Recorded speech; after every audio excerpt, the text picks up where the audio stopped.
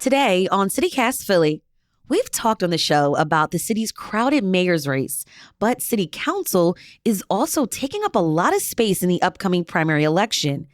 Dozens of candidates won in, and City Hall could see its biggest turnover in decades. So who are these candidates, and what could their impact be on Philly? It's Monday, May 8th. I'm Trinina Ree, and here's what Philly's talking about.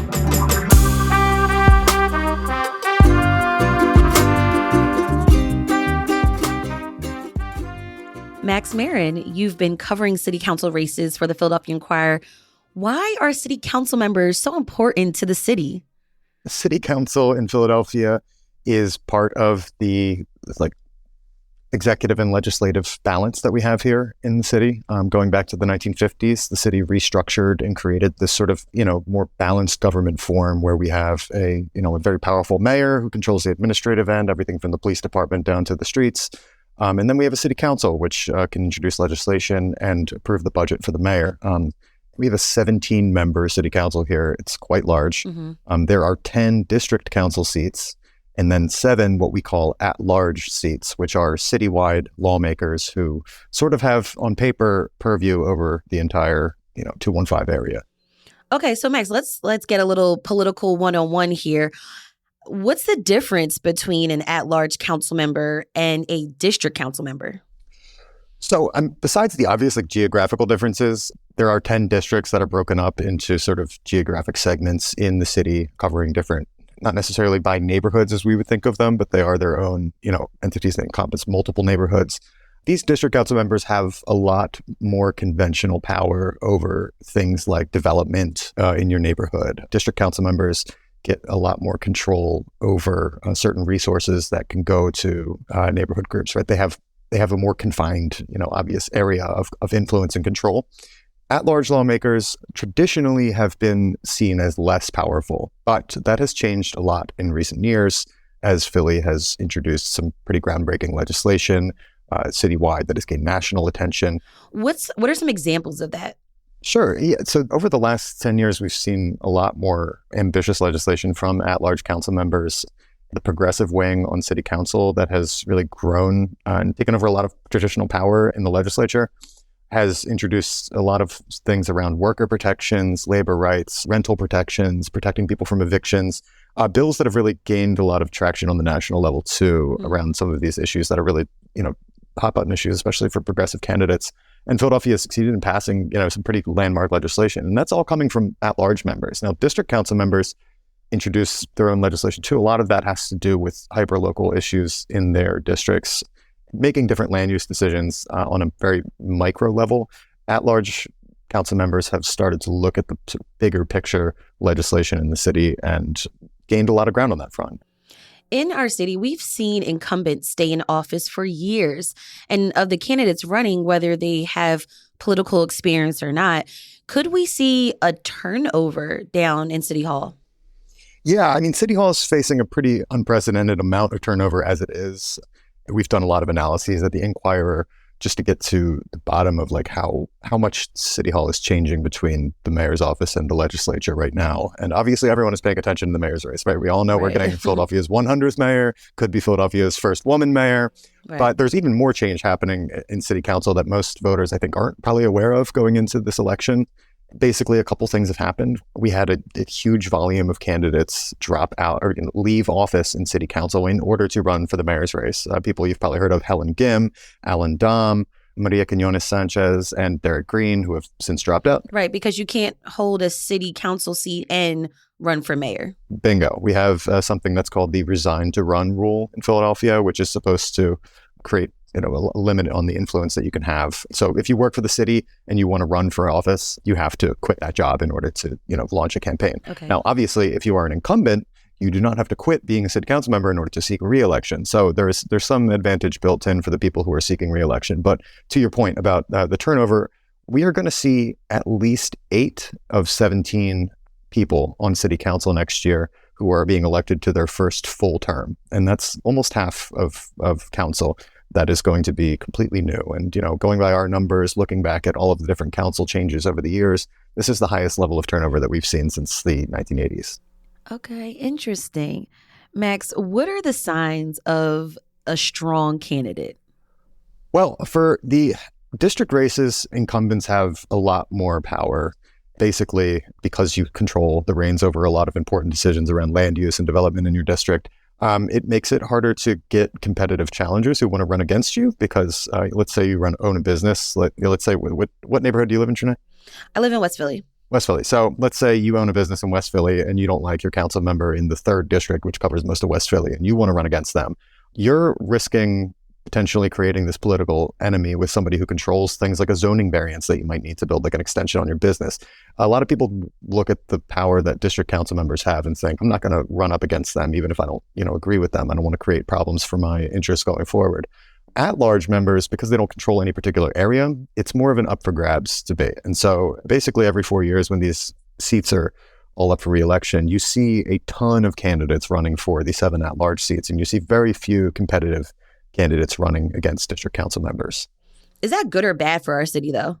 Depending on who you ask, it's not good. We want a strong democracy. I think advocates of, more open elections or more competitive elections would say, it's not a good structure to give district council members all of this influence and power that can sort of ward off competition. And then, obviously the resign to run rules, they can keep raising money and keep building power and influence over their 4 years in office. And then again, going back to the point of why we have a zillion at-large candidates every 4 years, and this year being no different, you're not running against someone in particular, right? So even though we have incumbent at-large council members who are seeking re-election, you're all running for this group of 7 seats. It's not that you're running against one particular person. Max, let's shift gears a little bit and talk about these candidates. First, let's talk about the crowded field for the at-large seats.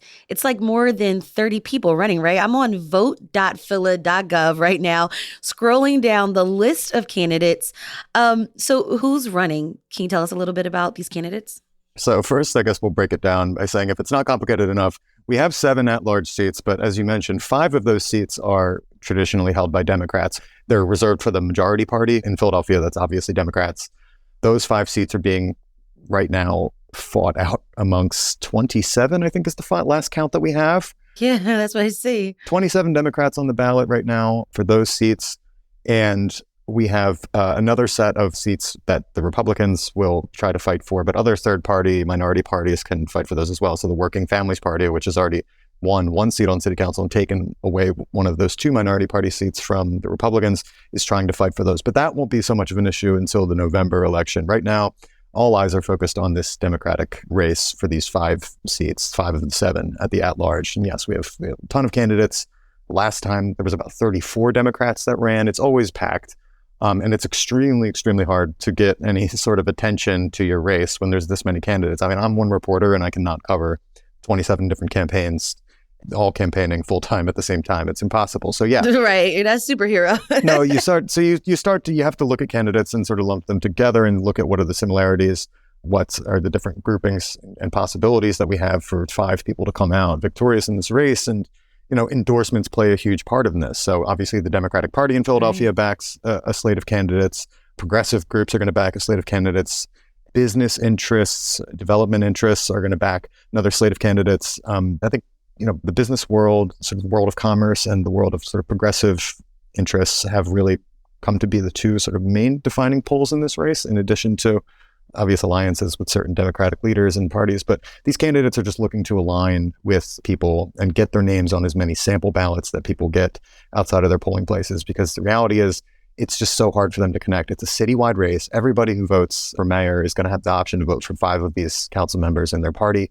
And people are going to look at this list of 27, and the average voter is just going to say, who are these people? So the question is, how are those votes being influenced? And the answer is through different endorsements and alliances, right? Max, like you just mentioned, there aren't just Democrats running in this race. Could we see a new Republican or a third-party candidate representing Philadelphia on city council? Yeah, the general election is in many ways in November going to be just as heated as this election in the Democratic primary. I would say it's virtually impossible for any of the Democrats to lose in the November election once they get nominated in the primary. Just based on the voter registration balance in Philadelphia, there's more than 7-1 Democrats to Republicans in the city. But those 2 seats for the open at-large race could potentially spell extinction for the Republican Party on these city council seats. They've always been held by Republicans going back to the 1950s, these two seats. There used to be even more Republicans on council, but now with the sort of rise of the Working Families Party in Philadelphia, Councilmember Kendra Brooks, who won election in 2019, ousted another Republican from one of those seats. And now the Working Families Party is running two candidates trying to take both seats in the November election. So Republicans are really trying to hold on to their last vestiges of power here. There's a lot on the line for them. And, that's going to be a huge consideration that people are going to have to look more at down the line for the general election. But right now, it's all eyes on who's going to take away these 5 at-large seats on council. Max, we're in the final days before the May 16th election. So are there any front runners in the city council race? Yes, there are definitely some front runners. It's a little more easy to eliminate the people who really don't have a chance in this race. You have to raise, well over $150,000 to mount a serious citywide campaign. Most candidates have not done that.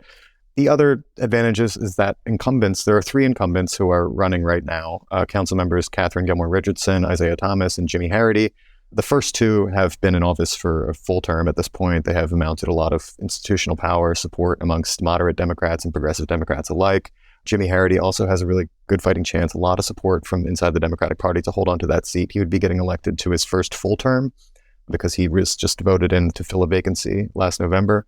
And then we have a number of candidates who are running as, newcomers who have not held any seat on council before, but there's still half a dozen campaigns that are fighting pretty seriously for a chance at those seats. And, while the incumbents definitely have an advantage, there's 5 or 6 candidates who have built up really widespread coalitions of support and are, really making a run for their money when it comes to convincing citywide voters who, again, won't have much information about them to, come out on top of this enormous fight in the at-large primary.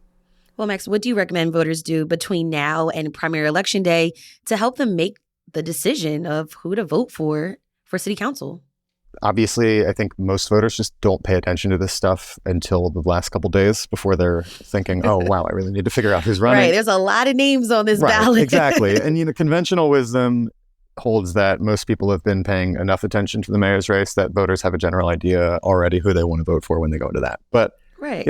As somebody who's been covering these down ballot races, they're not getting a ton of attention. The candidates aren't getting much attention. The press coverage isn't getting that much attention. But, in the last couple of days, I think that there's going to be a groundswell of interest. And I will suddenly become the reporter that all my friends will hit up and be like, hey, who's running again? I need to know.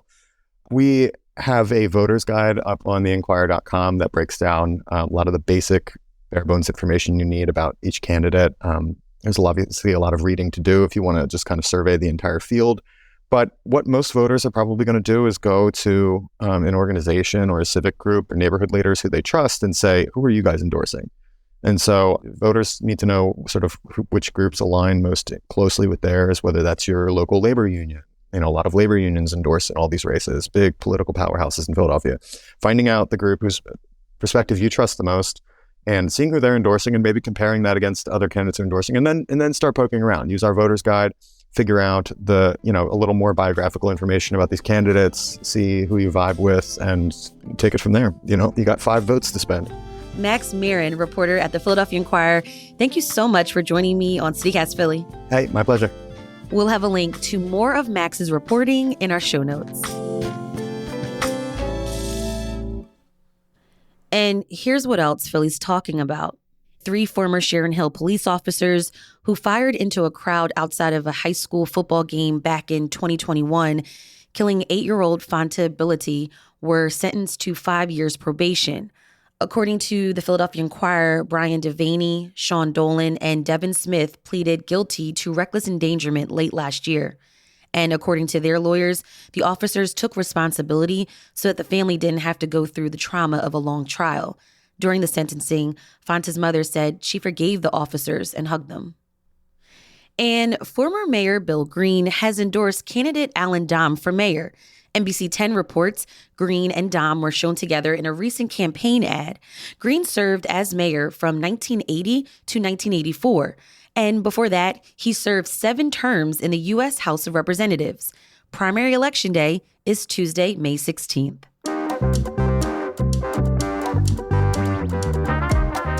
That's all for today here on CityCast Philly. If you enjoyed this episode about the city council race, please tell your neighbor, rate the show, leave us a review, and hit that subscribe button. Be sure to sign up for our morning newsletter too. It's called Hey Philly. We'll be back tomorrow morning with more news from around the city. Bye.